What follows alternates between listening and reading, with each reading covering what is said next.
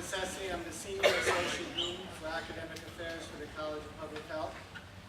On behalf of the college's Dean, Dr. William Martin, its faculty and staff, I want to thank you for joining us in our celebration today and welcome you to the Ohio State University.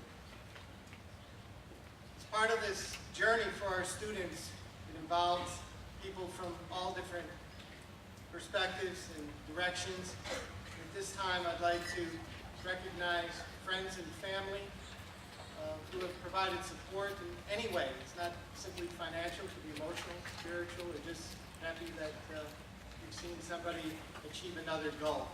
If you please stand and be recognized.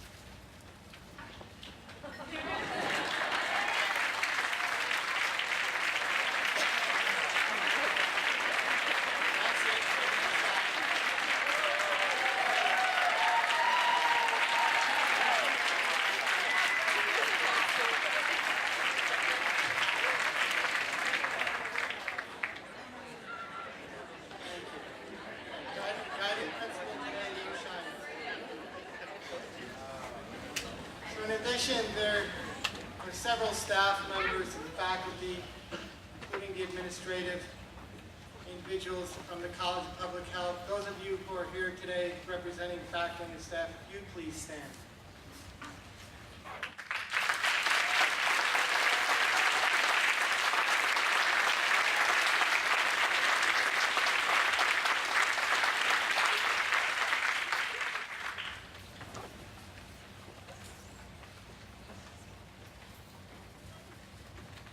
And as far as staff, I want to recognize some staff members on the front end of this event who've worked very, very hard to put this together. And they're not listed in any particular order, but Steve Barish, Tessie Pollock, Cynthia Dresch, Lisa Mayhew, Dawn Williams, Jennifer Wells, Colleen Herr, Heather Kerr, Guy Smalley, Rachel Foltz, Christy Arter, and Shannon Zarek. Those of you who are here, I want an extra special acknowledgement of your work towards today. If you please stand.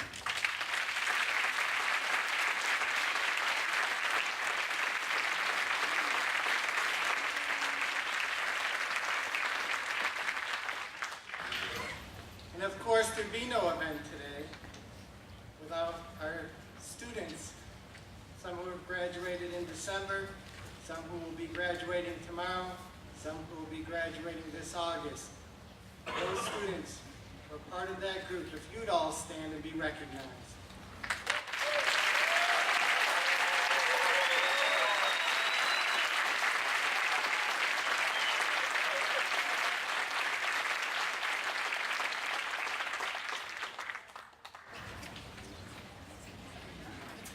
And Dr. Martin wanted me to extend a special congratulations to the students, friends, and family, and also express his regrets that he could not be here today.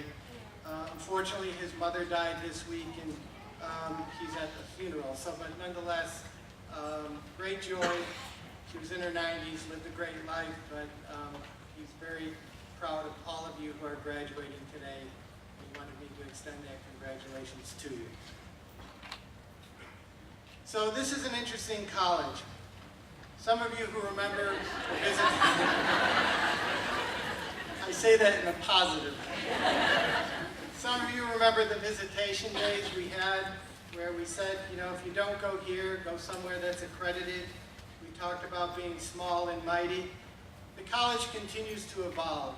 We're proud that we're now in the top 20, 19th, but represent the smallest and among the newest colleges of public health to break into the top 20. We're very proud of that. And then, where there's individual program ranking, our Master of Health Administration program has moved from 14th to 10th. We're also proud of that being in the top 10, but we aspire to continue to evolve. We're not satisfied where we are. We have world-class quality, but that's never enough. We appreciate the input that students give us on an ongoing basis, whether it's solicited or unsolicited, and we try to respond to that. Part of our growth in 2010, for spring graduation, we had 46 graduates. This spring, 146 graduates.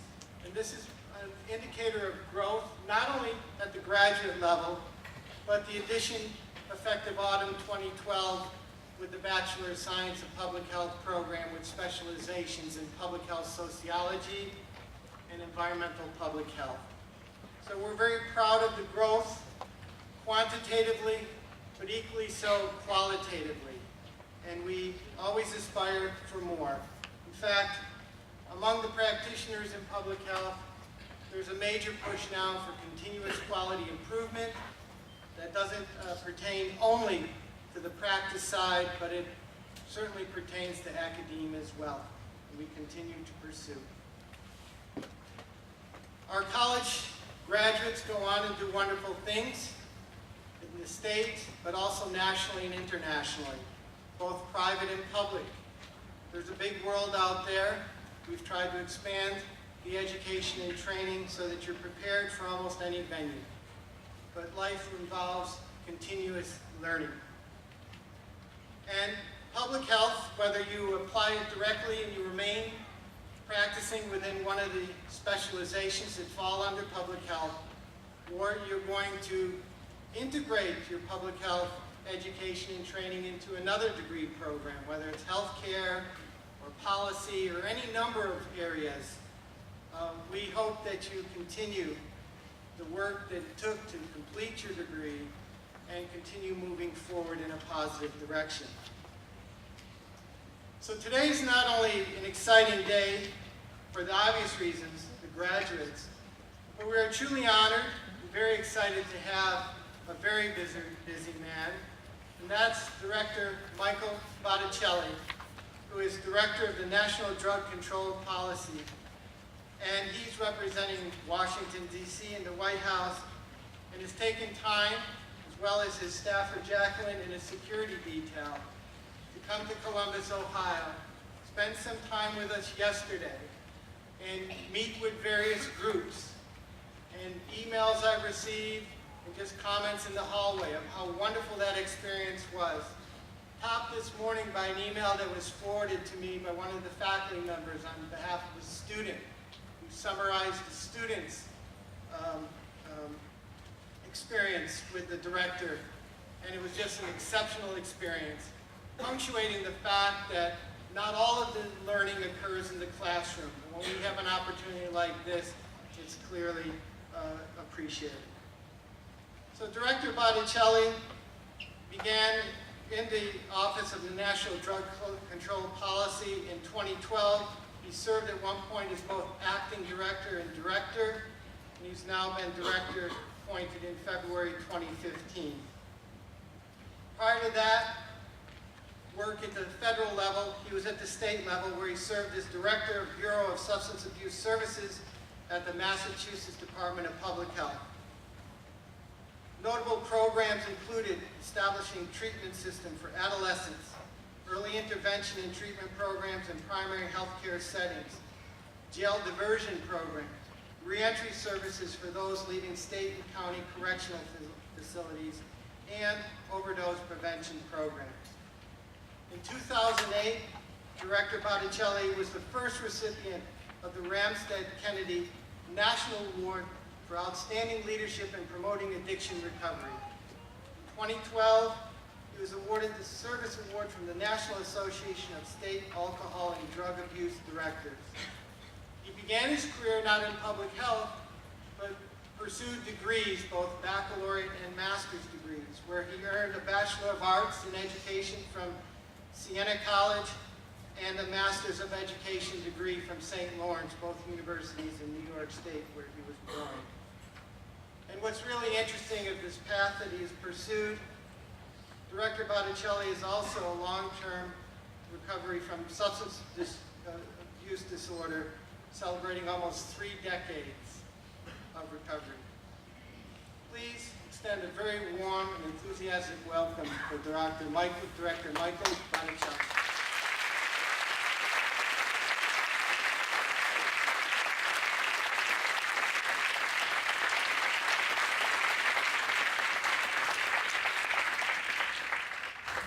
Good afternoon, everybody. Dean Botticelli, members of the faculty, family and friends, and most importantly, the class of 2015, congratulations on this achievement. I have sat where you're sitting on more than one occasion, and in a past life I worked in higher education administration, so I know what it's taken to get here. It is no small feat.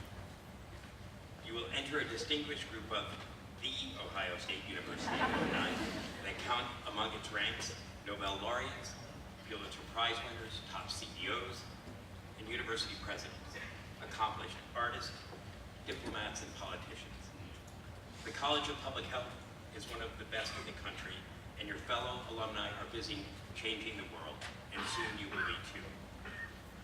They have made their mark at the Centers for Disease Control and Prevention, the U.S. Food and Drug Administration, the Department of Veterans Affairs, state and local public health departments, private industry, nonprofits, and the White House, just to name a few.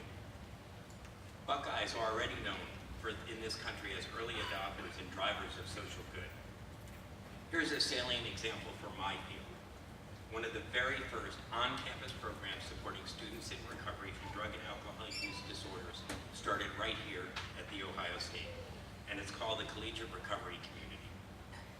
In the weeks, months, and years ahead, you'll be making decisions on where to dedicate your talents and how to spend your time to improve the health of this nation and the world.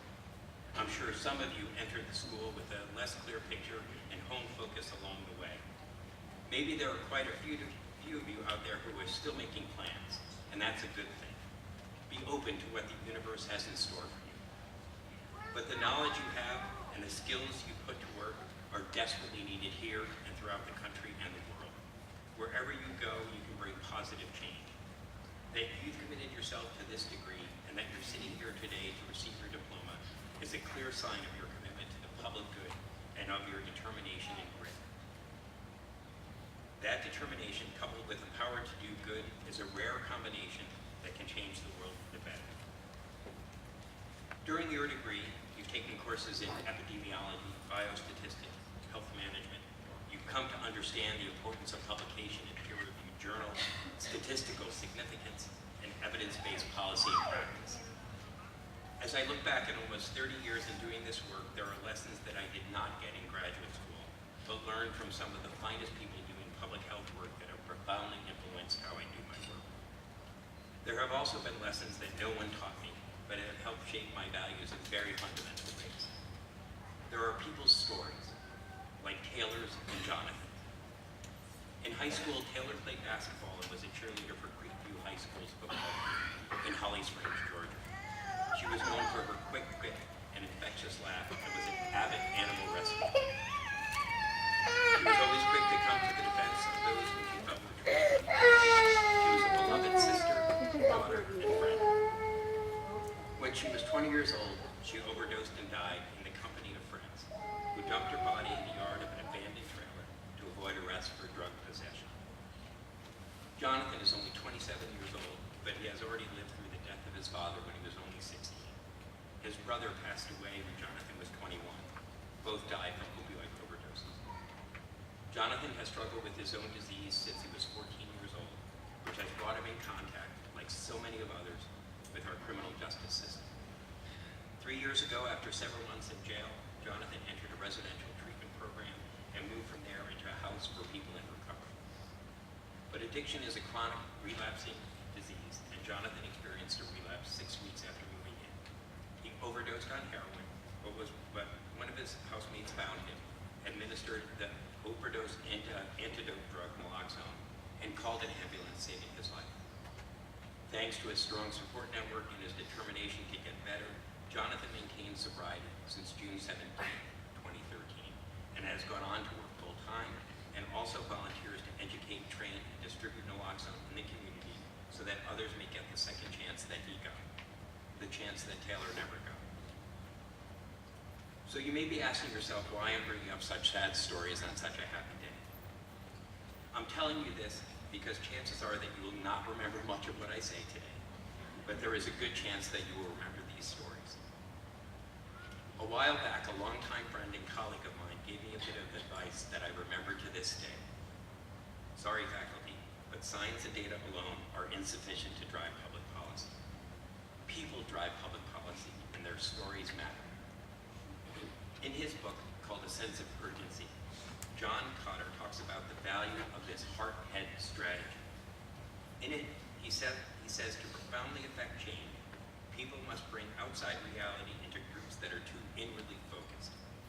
They do not just collect data and dump it in reports and massage valid information into goals and present them on PowerPoint slides. Instead, they create emotionally compelling experiences involving other people. The decisions you make will impact the health of millions of people and the lives of a million more who love them. The important word in there is people. The people and communities affected by the challenges you set out to solve should and need be a part and an integral part of the policymaking process. Give them a seat at the table. Give them a voice.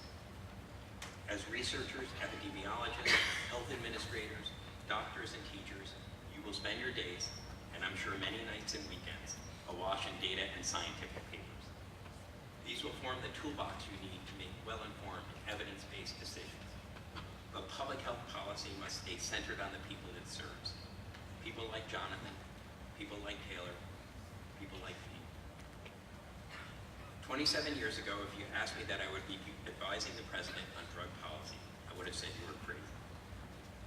But I was chosen to lead federal drug policy not just because of what's in my head, but because of what's in my heart. Because of what I've gone through and the life that I've led. Because I have lived the challenges that I am charged with solving. 27 years ago, I was a broken man. You may not be able to tell that from looking at the outside, since I had a good job with a top-tier academic institution, and I dressed well, of course, but my insides were rotting away.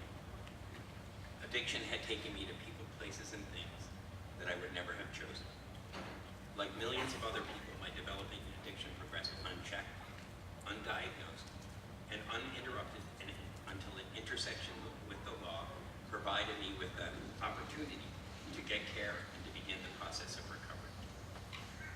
Like many others, I also recall that despite the fact that I knew that I needed help, I was too embarrassed and ashamed to ask for it. I thought that people would think I was stupid, weak-willed, morally flawed, that to live a life without alcohol and drugs would be dull and boring, isolated, loveless, joyless, and lifeless. To say that I was wrong is perhaps the greatest understatement of my life. Like millions of others in recovery, I was given a life that I never could have imagined. I found true friends, I found love, and was able to marry him and even introduce him to the judiciary. I found my life's work and been given opportunities that amaze me on a daily basis, including today. When my disease was active and I knew I needed help, shame immobilized me. I wasn't alone. We know that the stigma and shame that surround the disease of addiction and many other diseases keep people from seeking treatment. Stigma is a barrier to recovery. People who have substance use disorders are met with discrimination in the healthcare system, in schools, and on the job. Insurance coverage for treatment is often denied or restricted, and employers turn away recovering individuals that report their drug histories 75% of the time. Like many others, it was only until I got involved with the criminal justice system that I started on the road to recovery. Why? Why is it that our criminal justice system also serves as our de facto treatment and referral system? Why is it that so often the desperate parent of a child struggling with addiction will hope and pray for their arrest? Here's why it's so important that you, the future leaders in America's public health system, know that I'm in recovery. Hearing the stories of Jonathan and Taylor. For way too long, the disease of addiction has been pushed to the side, kept secret. It's been considered outside the purview of mainstream medicine, and that way of thinking has led to a split system of care. On one hand, we have a medical system treating diseases. On the other, we have a behavioral health care system treating those people. I know you know what I mean, those people, the addicts, the junkies. I've heard doctors say that they didn't want to deal with those people in their waiting rooms. Well, you know what? Those people are still people. They're people like Taylor, who left behind a heartbroken mother and sister. They're people you know, in your family, in your office, in your communities. They're people here today in the audience. They're people like you. It doesn't have to be this way. In fact, we can't continue like this. In when you could be the ones to help change our broken system. There are doctors who have taken it upon themselves to learn about the disease of addiction and to incorporate that knowledge into their practices. They know that a patient's recovery is intrinsically related to his or her overall physical health, and that ignoring the status of recovery equates to ignoring a crucial aspect of health. For many years when I lived in Massachusetts, I had an excellent primary care physician who knew I was in recovery, who recognized how foundational my recovery was to my overall health, and took it upon himself to learn about the disease of addiction. Every time I came to his office, I would get what I call a recovery checkup. He would ask, Michael, are you feeling safe and stable in your recovery? What are you doing today to support your recovery? He wasn't compensated for the time to educate himself on substance use disorders. He didn't have to ask those questions, and in fact, he wasn't trained to in medical school. But he understood that if my recovery faltered, my health would falter with it. So he made a point to check in with me, and he was an important part of my early recovery. Despite the fact that we have a public health epidemic of opioid use in the United States, there are doctors who prescribe to people who have no business taking it, not out of bad intent, but because in many cases they lack the proper training in addiction science. Those powerful pain medications could have a devastating impact on those patients' recovery and in turn their health. But they're overprescribed again and again, often to the exact people who shouldn't be getting those prescriptions. Another physician I saw routinely in Boston performed minor outpatient surgery on me, and afterwards pulled out his prescribing pad. He wrote a prescription for me for a 30-day supply of Percocet, without so much as checking whether that would endanger my recovery. He knew I was in recovery from a substance use disorder, but he just didn't make the connection. When he handed me the paper, I stopped him and said, look, Doc, I'm not the guy you should be giving this to. This lack of awareness isn't just limited to the medical profession. I'm sure you've seen how pervasive it is in the public health arena too. I sat at a dinner a few years back at a highly esteemed public health school, not this one. I was seated next to a young woman, a student at the School of Public Health, and we got to talking about what I did.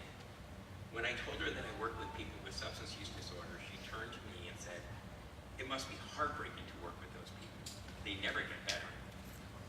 Now here is a woman enrolled in one of our nation's best public health schools, but she still believed those people couldn't recover from addiction. I'm here to tell you today that those people, like me, can and do recover from this disease.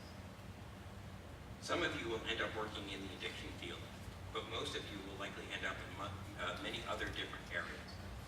But you will do work with highly stigmatized and disenfranchised communities, with those who are disproportionately impacted by the burden of disease. We have a playbook for this. The public health community played a pivotal role in addressing and curbing the HIV crisis, working together with local advocates from the LGBT community in the 80s and 90s. I was recently watching a movie called Milk, the biopic about the life of Harvey Milk, the first openly gay person to be elected to office in California. As he and his posse of advocates were strategizing on how to defeat an anti-gay ballot referendum, he urged all of them, insisted really, that they come out to their family, friends, employers, neighbors, pastors. He fundamentally knew that to change public opinion and to change public policy required an individual and collective coming out, that it was too easy to vote against us if they didn't know us. There is a growing and unstoppable recovery movement afoot in this country. It gains momentum daily. People in recovery and those who love us are refusing to live in the shadows, refusing to continue to carry the secret. We are and will continue to change hearts and minds by the simple act of being honest and open about who we are, what our struggles were, and how we overcame them. 26 years into recovery, I still find it almost impossible not to be moved by someone's story of transformation. What can you do to make a difference and make an immediate and powerful impact on public health, not just here in this nation, but around the world, wherever your careers take you? Lead with your heart, and remember that those people are the people that you entered public health. I have one final request. Many of you will go on to lead programs, organizations, and agencies. You will be tasked with assembling a talented team of people to to help you accomplish your goals. You will be tempted to hire applicants who have perfected their lives and their resumes, who have followed a cliche path to success. David Brooks, the New York Times columnist and author, has asked us to think otherwise. In his column, The Employer's Creed, he writes, "We will be tempted to hire those people with perfect GPAs, perfect internships, who distributed mosquito nets in Zambia and dug wells in Peru. By doing so, we send a powerful message on who gets ahead in this society. Instead, he urges us not to mindlessly favor these people. Seek out people who do not present a linear narrative, who have holes in their resumes, someone who has experienced setback, suffering, and recovery. By doing so, we will enrich our own lives, our organizations, and our culture. I want to congratulate you again and thank you for your commitment. Chances are very good that you will not get rich doing this work, and at least not in monetary terms. Sorry, parents. But I guarantee that you will be rewarded beyond your wildest dreams by the profound impact you will have on people's lives. Thank you very much and congratulations."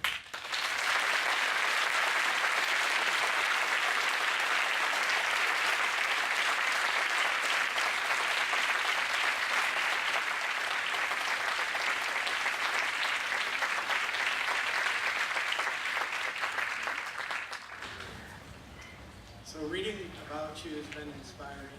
Listening to you yesterday and then again today, very inspiring. And it's interesting, those of you who set goals and pursue that, and the journey is a well-paved road, it's easier and it's admirable when you achieve those goals. But when you describe what you've gone through, lived through, when you somehow get lost, fall off that road, fall into the ditch, crawl out, find your way back, and persevere and keep moving forward. And not only achieve the goals of education and the impact at the state and local levels, but what you're now doing at the federal level is not only admirable, but exceptional. So congratulations to you.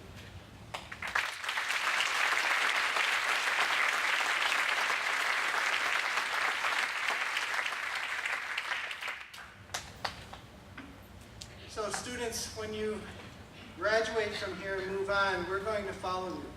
It's about staying connected. We have expectations for you to keep in touch with us as well.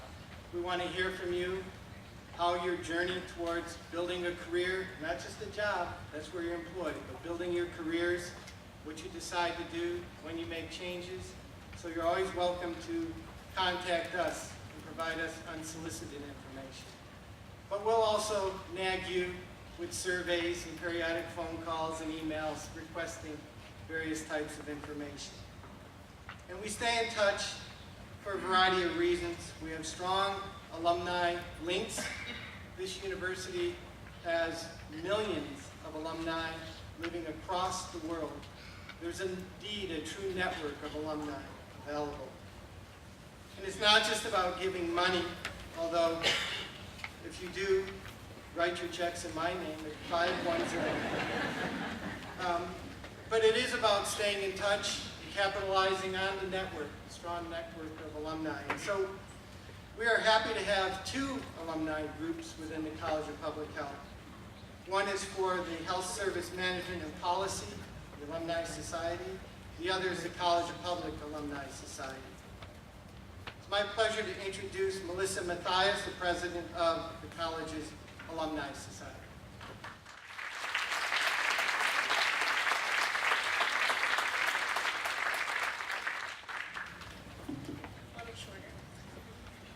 Hello, new Buckeye graduates, and the family and friends that offered support, and the faculty who offered knowledge, and maybe a little bit of stress with some exams and assignments along the journey. My name is Melissa Mathias, and I'm a College of Public Health alumni and president of the College of Public Health Alumni Society. I'd like to welcome all the graduates to the network of over 3,000 College of Public Health alumni scattered throughout the nation and the world. Our college is special in that we have two alumni societies. The College of Public Health Alumni Society that encompasses all alumni from all sections and divisions and the HSMP Alumni Society specifically for graduates of the Health Services Management and Policy section and the Master of Health Administration graduates. Each of the alumni societies is dedicated to engaging alumni and to assist you in maintaining a relationship with the university and the college. We hope to inform, organize, connect, and mobilize the alumni network with the goal of strengthening our college and our programs and our students. We provide alumni with opportunities to give back their time and talents in ways that support the students and the college that helped you establish your career in public health and become a public health professional. Our focus is not only about how our alumni can give back to the college, but how we can help to support our graduates. Through the Alumni Society websites, newsletters, and social media, we provide news and updates from the college, job postings, very important parents, am I right? Yes. And opportunities to connect to fellow alumni. This summer, each of the societies are transitioning to a new model from dues-based membership to a more inclusive, sustaining membership model, like that of the Ohio State University's Alumni Society, or Alumni Association. We will be revamping our websites and newsletters and social media to better meet the needs of our alumni. I encourage you to remain connected with our college and university as you move forward, utilizing your knowledge that you've gained and by expanding your network of friends, co-workers, and fellow Buckeyes. Please give back in any way that you can so we can help keep our alumni network strong and keep our college moving forward as one of the best in the country. Of course, a great alumni network starts with great students. So at this time, I'd like to announce the winners of the 2015 College of Public Health Student Choice Awards. The Student Choice Awards are given to graduating College of Public Health students from each degree area who have demonstrated leadership among their peers, shown dedication to public health, and given back to their community. Let's start by acknowledging the nominees, and please give all of the outstanding students a round of applause.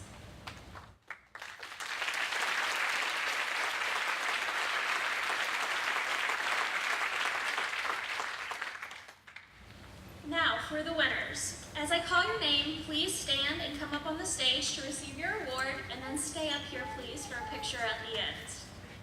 First, Rachel Warbach, Bachelor of Science in Public Health.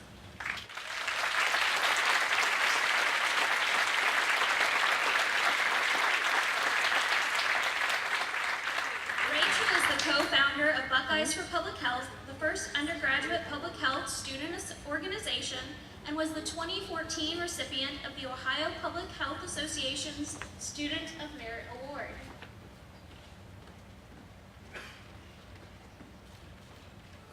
Next is Courtney Meyerhofer, Master of Public Health.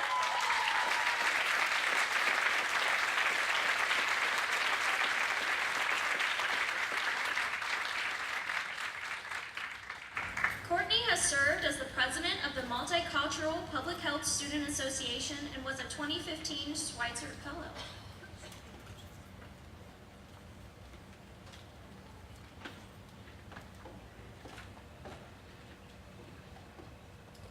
Next is Wangora Thompson, Master of Public Health Program for Experienced Professionals.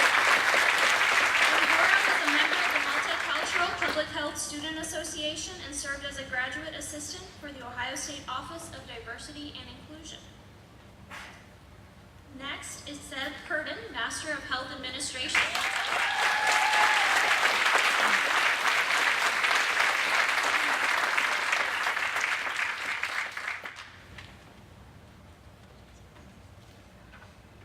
Seb was a member of the Graduate Education Committee, Internal Medicine Diversity Task Force, and led a fundraising team for the American Heart Association Columbus Heartwell.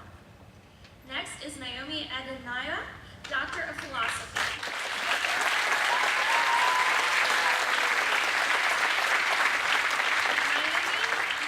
Naomi was a member of the OSU Hispanic Oversight Committee and focused her dissertation on rural hospital closures in the United States.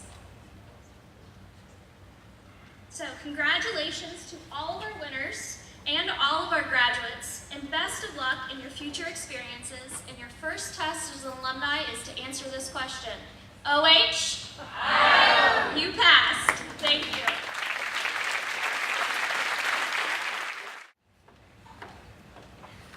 Good afternoon, everyone. My name is Amy Furkatich. I'm a faculty member in the Division of Epidemiology, and I'm going to talk to you about Delta Omega today. But first, before I move to Delta Omega, I'd like to congratulate all of the graduates. I've had the privilege of teaching a lot of you in epidemiology, various courses over these past few years, and congratulations to all of you. I know you're all going to be successful and you're going to make us proud.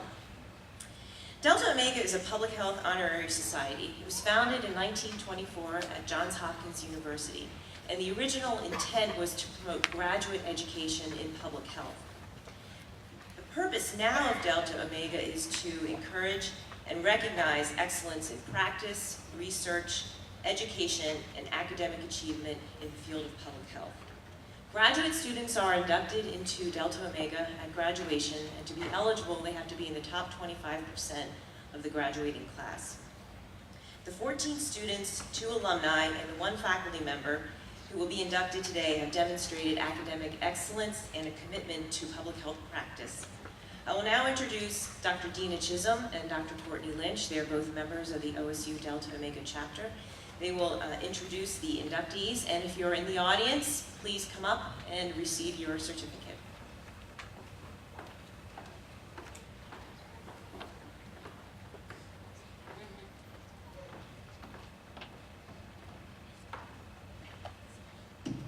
Okay, before we begin, I'd just like to say that when I call your name, if your name is called, if you could enter from this side up here, and if you could please remain on the stage so that we can get a picture afterwards. So we're going to start with our students. The first is Wenna Shi. She cannot join us today. The next is George Maddock.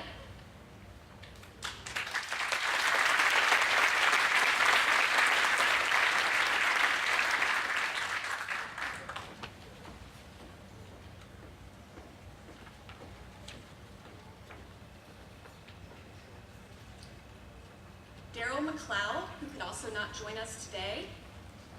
Hannah Foster.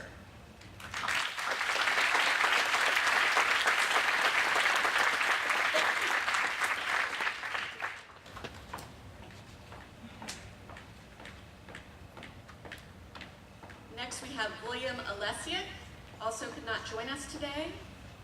Casey Cottrell, who could not be with us today.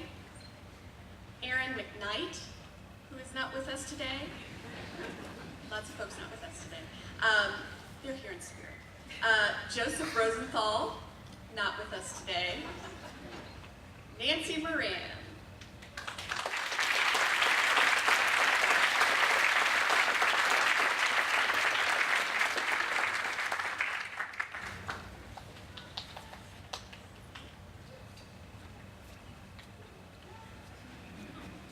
Kavya Desai.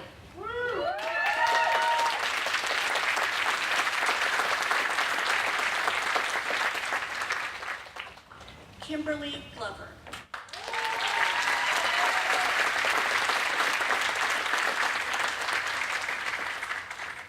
Jamie Eiton.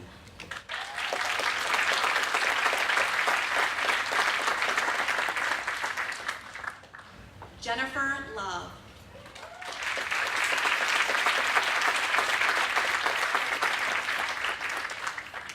Juliana Nemeth.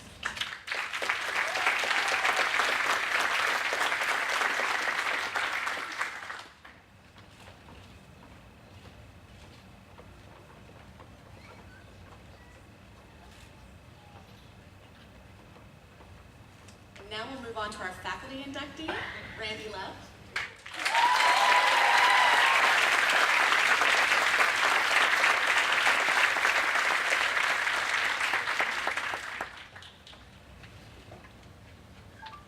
Final 2 inductees this year are our alumni inductees, and that is Ross Kaufman and Benedict Guolme.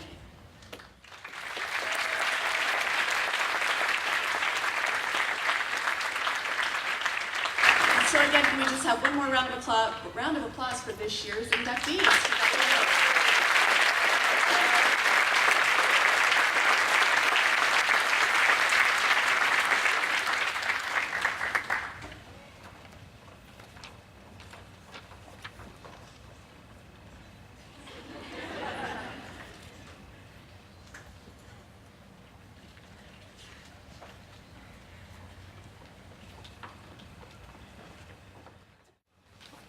So whereas the students vote for outstanding students, we also have the students nominate and vote for Award of Excellence in Teaching. And the 2015 awardee is Dr. Amy Acton.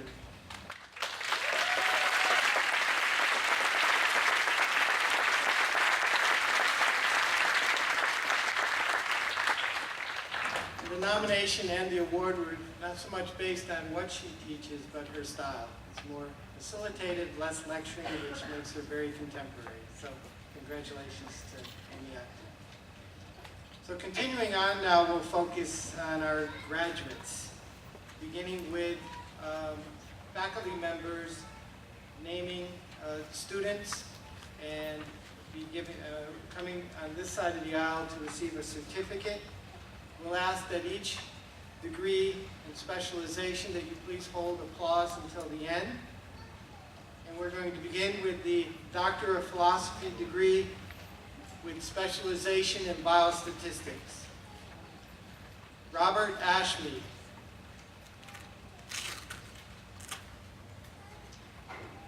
Doctor of Philosophy with a specialization in environmental health sciences. Unyoung Park.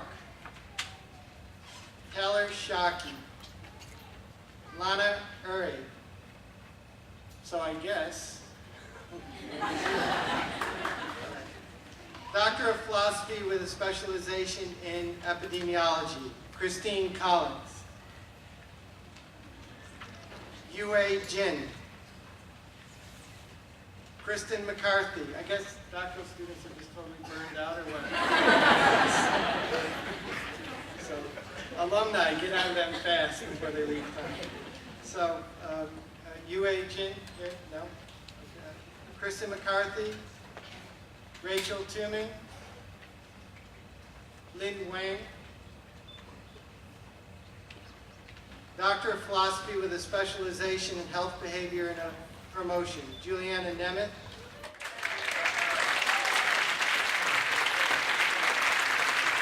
perhaps a standing ovation. Thanks for coming. Doctor of Philosophy with a specialization in health services management and policy. I know she's here. Naomi Haddon Aya.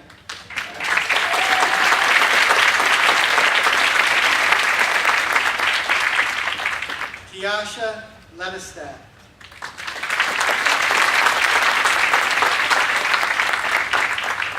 So seriously, these are in phonetic, and it says in addition to the phonetic breakdown, it says like a stack of lettuce. Like, really? So, all right. Thank you for everything. Chris Ann Wilkes. So I'll turn it over to Dr. Sharon Schweiker for Master of Health Administration.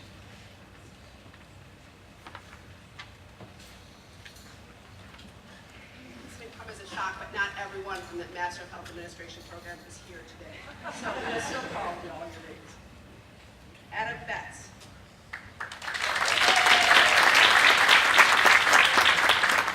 Alexander Degner. Not here. Kevin DePaula, not here. I'll stop saying that. Caitlin Donaldson, Eric Don, Jamie Fennell,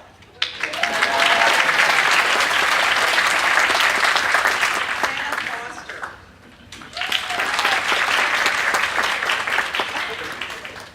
Chelsea Furta, Hillary Gallagher, Tracy Gatrich, Laurel Geist. They are all not here, but Lewis Goodrum is here. Julie Kennerly, Anam Khan, Ashley Pott, Hillary Kummer, Ryan Leshemanad.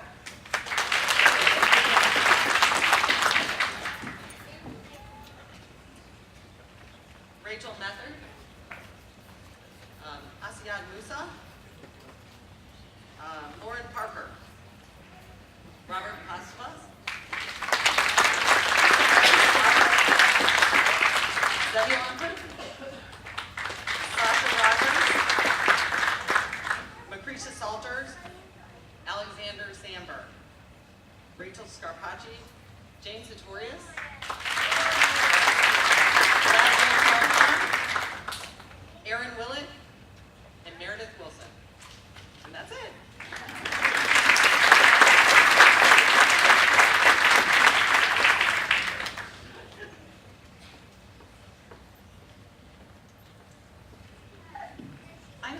represent the Program for Experienced Professionals. That's our weekend program. So these students have been in the field for a while.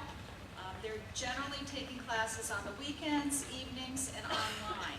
So we don't have too many students here today to receive this honorary, but they're probably all at home making things up to their families.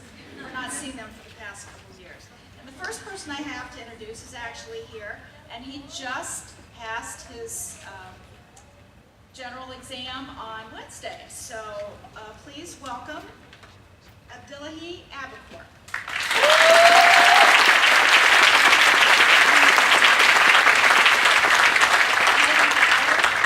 Kathleen Senkus, Casey Cottrell, Rachel David, Kirsten Duckett, Yvonne Efebra, David Fadalakani, Slesser Fonbang, Lindsay Harmon Matthews, Jaleesa Heron,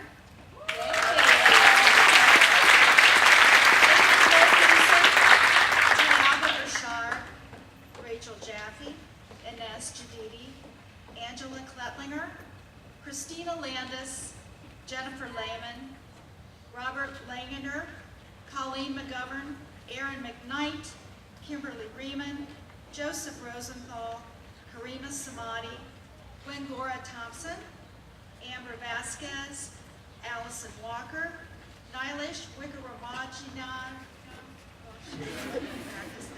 Lisa Yaley Dunbar. Thank you.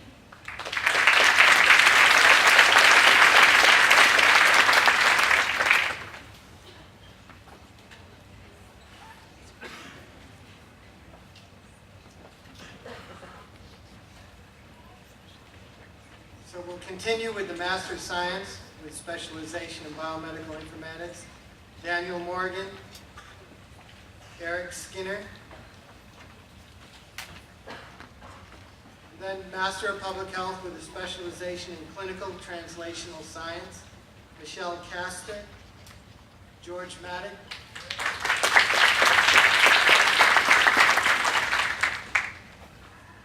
A Master of Public Health with specialization in environmental health sciences. Carmel Bach, John Berduris, Brittany Coyle, Kavya Desai,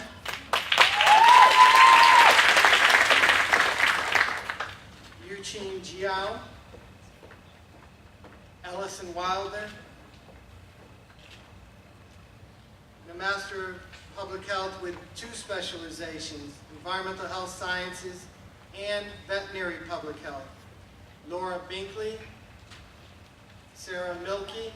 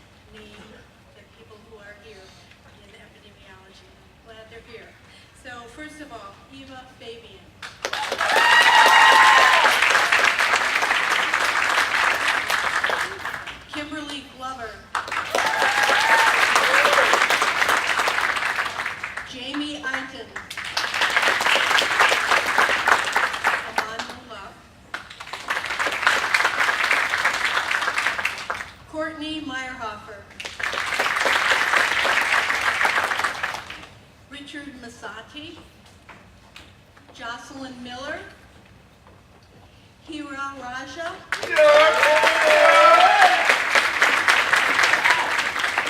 Megan Ramsden, Lauren Sander, Justina Sleesman, Lauren Sobel, Kevin Strobino,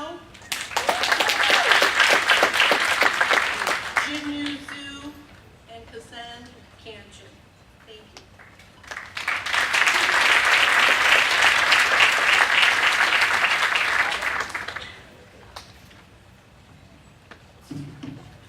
I'm Phyllis Curie. I'm chair of the Division of Health Behavior and Health Promotion, and students receiving the Master of Public Health and Health Behavior and Health Promotion, Claire Adams, Kara Barnett, Esther Benatar, Shweta Bhatt, Rachel Brackett, Claire Kane, Kristen Carlson, Maria Coletti, Cassandra Daniels, Catherine Denning, Ryan Everett, Kara Grantier, Jeffrey Griever, Shauna Hite, Roxanne Kirscher, Jacqueline Kirsch, Jennifer Robb, Leland Cockbell, Erica Rosenthal, Lindsay Sova, Anna Thompson, Rachel Wummer, Shmita Yaramilli.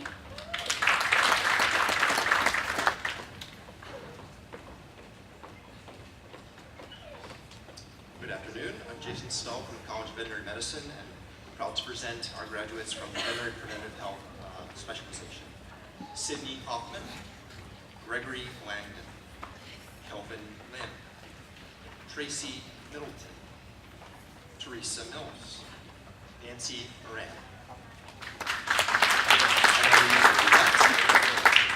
Anna Rowe, Anna Shadova, Jessica Solomon, and Avery Strait.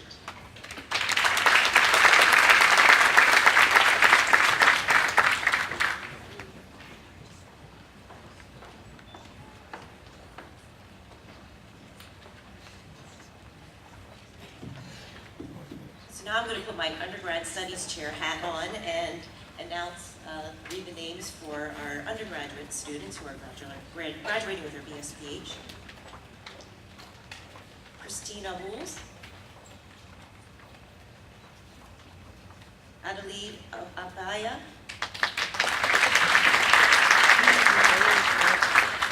Cassandra Bacon, Rochelle Barr, Brittany Berry, Nathaniel Bevan, Sahana Bhatt, Graham Binder,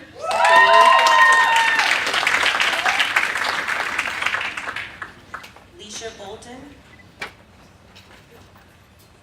Jillian Calcaterra, Austin Check, Rebecca Chaco, Colleen Shinouve,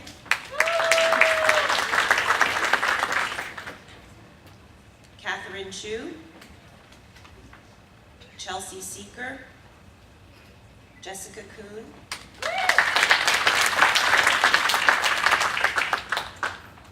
Samira Deeb, Bailey Denzi,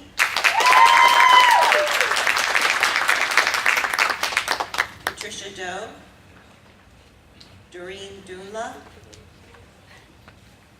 Mushtaq Duala, Sarah Epler,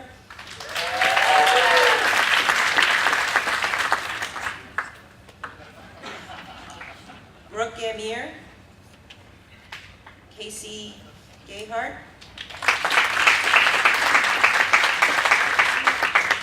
Teresa Gilmore, Mark Gorgie, Elena Gonzarowski,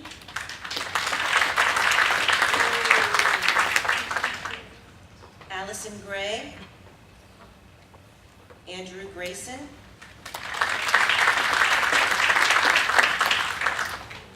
Morgan Hall, Nicole Haler, Jessica Hamilton, Lindsay Hammer, Jonathan Hubbard, Taniqua Ingoy, Marianne Eichscanner, Alexa Kaufman, Angela Kenst. So, because we have so many undergraduate students, Dr. Kay and I are going to switch now. She will read the second.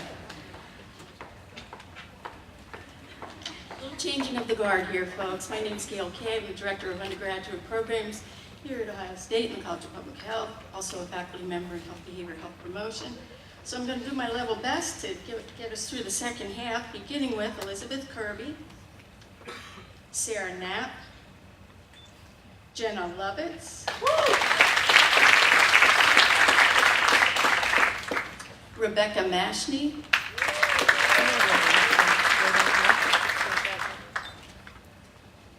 Chelsea Miller, James Miner, Ashley Montecalvo, Ashley Moore,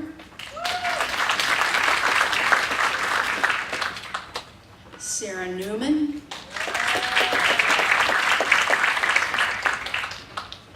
Lucy Oakes, Sasen Palos, Lindsay Peters, Lauren Pierce,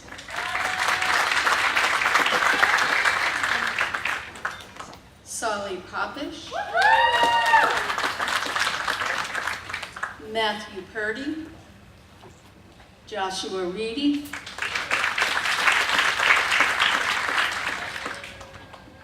Nathan Ream, Raina Roberts, Rachel Roebuck,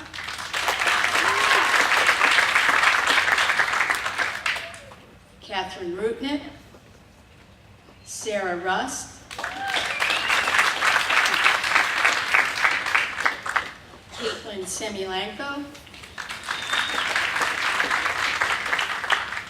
Amber Samimi,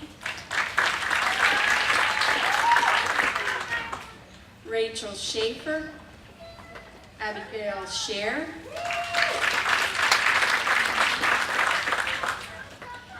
Mary Schiff, Carmen Schneider, Julia Schallenberger, Rachel Silver, Ashley Singleton, Shelby Starr, Zanella Suley, Hannah Swetnam, Connor Taylor, Alexandra Tyson, Caitlin Wade, Melissa Wiles,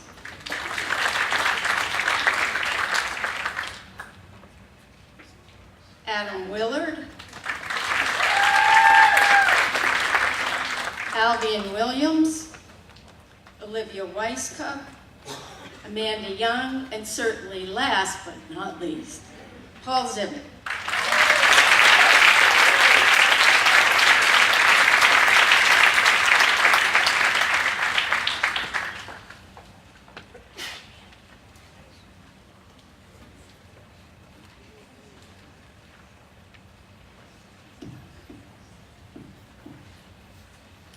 Thank you, everyone.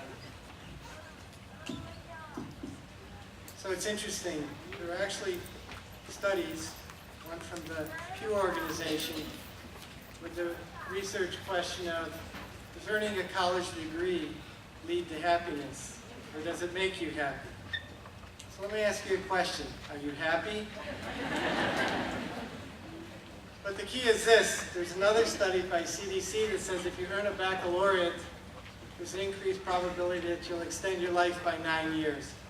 But you know from your outstanding education and training in public health, there are numerous confounding factors, are there not? So the reality is this. What you feel today is happiness, but it can be short-lived. What's really going to sustain the happiness is now taking that degree you've earned, and for some of you degrees, and applying it, moving forward, making it less about me and more about us, more about them. As I stated earlier, whether you apply it directly to one of the specific specializations or indirectly by embedding your public health education in another profession, don't forget the education and training. Don't forget the passion.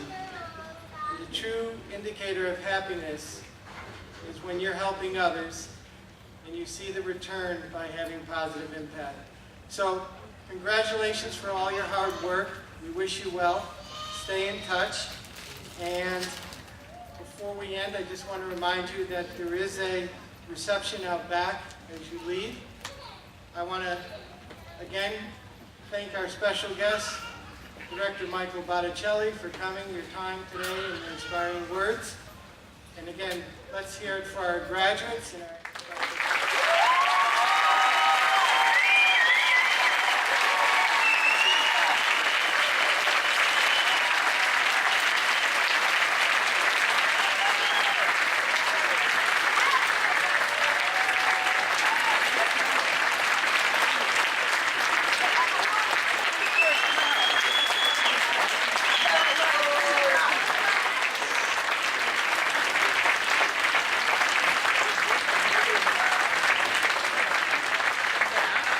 with that, class is adjourned. Thank you very much.